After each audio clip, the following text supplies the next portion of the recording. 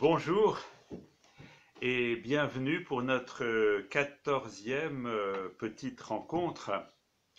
Alors je voudrais vous lire aujourd'hui ce très bel évangile que nous propose la liturgie de ce lundi 30 mars. C'est dans l'évangile de Jean au chapitre 8 verset 1 et suivant. Dès le point du jour, Jésus revint au temple. Et comme tout le peuple venait à lui, il s'assit et se mit à enseigner. Les scribes et les pharisiens amenèrent alors une femme qu'on avait surprise en adultère, et ils la placèrent au milieu du groupe. « Maître, lui dirent-ils, cette femme a été prise en flagrant délit d'adultère. Dans la loi, Moïse nous a prescrit de lapider ces femmes-là, et toi qu'en dis-tu » Il parlait ainsi dans l'intention de lui tendre un piège, pour avoir de quoi l'accuser. Mais Jésus, se baissant, se mit à tracer du doigt des traits sur le sol. Comme il continuait à lui poser des questions, Jésus se redressa et leur dit « Que celui d'entre vous qui n'a jamais péché lui jette la première pierre. » Et s'inclinant à nouveau, il se remit à tracer des traits sur le sol. Après avoir entendu ces paroles, ils se retirèrent l'un après l'autre, à commencer par les plus âgés. Et Jésus resta seul. Comme la femme était toujours là au milieu du cercle, Jésus se redressa et lui dit « Femme, où sont-ils donc? Personne ne t'a condamné ?» Elle répondit « Personne, Seigneur. » Et Jésus lui dit « Moi non plus, je ne te condamne pas. Va, et désormais ne pêche plus. » Voilà, ce texte est très beau. Je me souviens un jour en Bretagne, j'étais avec un ami, nous allions pour repérer un séjour de vacances pour un atelier d'expression artistique que nous avions lancé, et nous étions avec un ami prêtre qui nous a mimé ce passage en se mettant accroupi et en dessinant sur le sol. Et en voyant vivre ce moment par ce prêtre, je me souviens que nous avions été très touchés. Alors ce texte est à la fois très poétique dans cette manière de voir Jésus qui dessine sur le sol. On peut se demander qu'est-ce qu'il était en train de dessiner. C'est peut-être pas ça le plus important, on a imaginé tout un tas de choses.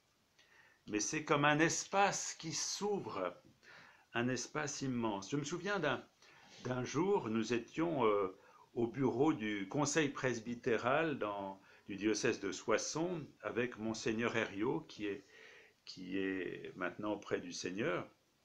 Ce vieil évêque était très sympathique, et je me souviens, ce matin-là, nous étions en train de préparer la réunion, et puis on avait pris un temps de prière, et il nous dit, nous étions à 4 dans son bureau, et il dit, il y a une oraison de la messe que j'aime par-dessus tout. Et alors il nous dit, c'est l'oraison de la messe de ce matin, et il nous l'a dit, il prend son priant en église et il a dit, voilà, Dieu qui donne la preuve suprême de ta puissance lorsque tu patientes et prends pitié. Voilà, lorsque Dieu patiente et prend pitié, il donne la preuve suprême de sa puissance. Bien, dans cet évangile-là d'aujourd'hui, on a comme un espace qui s'ouvre.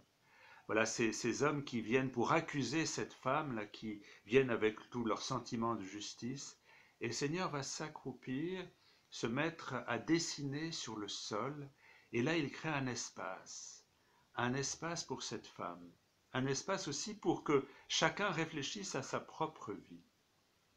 Il y a dans la lettre aux Éphésiens, au chapitre 3, versets 17 et suivants, « Le Christ habite en vos cœurs par la foi, que vous soyez enracinés, fondés dans l'amour. Ainsi vous recevrez la force de comprendre avec tous les saints ce qu'est la largeur, la longueur, la hauteur, la profondeur. Vous connaîtrez l'amour du Christ qui surpasse toute connaissance. Et vous entrerez par votre plénitude dans toute la plénitude de Dieu, à celui dont la puissance, agissant en nous, est capable de faire bien au-delà, infiniment au-delà, de tout ce que nous pouvons demander ou concevoir. À lui la gloire dans l'Église et le Christ Jésus pour tous les âges et tous les siècles. Connaître la largeur, la longueur, la hauteur, la profondeur, connaître l'amour du Christ qui surpasse toute connaissance. Alors voyez, je crois que aujourd'hui, l'Évangile nous invite à rentrer dans cet espace infini de l'amour de Dieu qui nous donne de quoi respirer.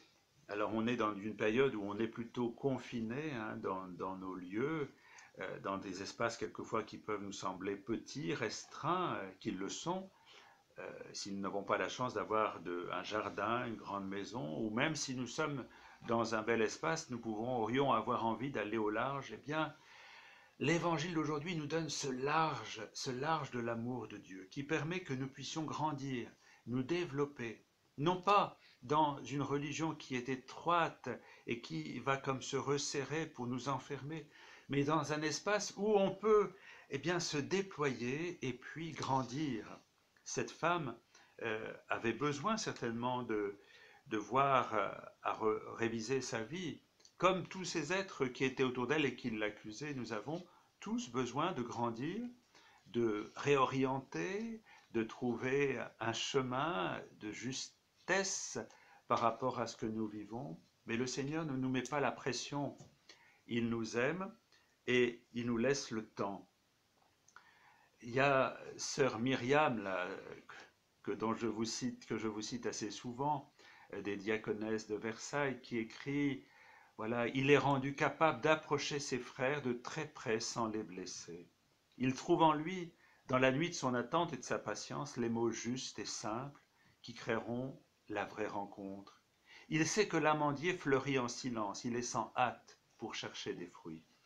Le Seigneur est patient, le Seigneur est tendresse, et il nous laisse le temps de le trouver, de trouver dans son amour la possibilité de retrouver notre propre vie. Alors, plusieurs personnes m'ont parlé ces derniers moments du sacrement de réconciliation, qu'il est maintenant difficile de recevoir en ce moment avec le confinement. Alors, je dirais, eh bien, si on ne peut pas se confesser pour le moment, il ne faut pas s'inquiéter. À partir du moment où on a le désir de recevoir ce pardon de Dieu, eh bien, je dirais, il est déjà donné, puis nous pourrons, eh bien, quand le confinement cessera, eh bien, actualiser ce que nous aurons déjà reçu, ce pardon du Seigneur. Nous pourrons l'actualiser par un geste sacramentel après le confinement. Ne nous inquiétons pas. Si nous nous remettons avec confiance entre les mains de Dieu, son pardon nous est acquis. Bien que le Seigneur nous donne de le trouver, lui le Dieu des grands espaces, et des larges horizons, comme nous dit la chanson de Noël Colombier. Nous avons pour nous cet immense espace de l'amour de Dieu qui nous donne de respirer et de vivre à plein en lui. Bonne journée.